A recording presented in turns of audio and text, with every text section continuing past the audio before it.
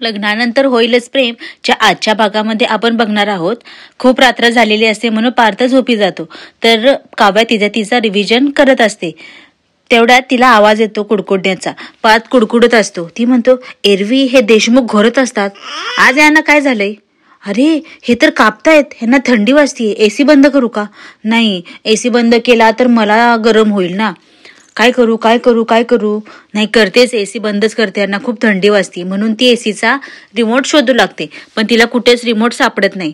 त्यावर ती विचार करते, आता मी काय करू. तेव्हा ती पार्थची ब्लँकेट त्याच्या अंगावर टाकते. ती ब्लँकेट टाकून बाजूला होणारच असते.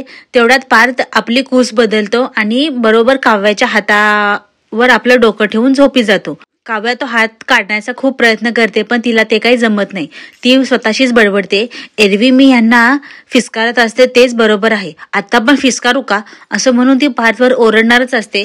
पण पार्थचा शांत झोपलेला चेहरा बघून ती स्वतःला थांबवते आणि आपला हात काढायचा प्रयत्न करते, पण तिला ते काही जमत नाही. पूर्ण रात्रभर काव्याचा हात पार्थच्या डोक्याखाली असतो. तिथेच काव्याला झोप लागते आणि ती पार्थच्या कुशीमध्ये झोपी जाते. सकाळी उठल्यानंतर पार्थ बघतो तर काव्याचा हात त्याच्या डोक्याखाली आहे. हे बघून त्याला वाटतं की हे स्वप्नच आहे, म्हणून तो तसा झोपी जातो. पण भानावर आल्यानंतर, झोप उघडल्यानंतर तो म्हणतो, हे स्वप्न आहे का? नाही, ही फिस्कारलेली मांजर खरंच माझ्याजवळ झोपली आहे. याचं पार्थला खूप आश्चर्य वाटतं.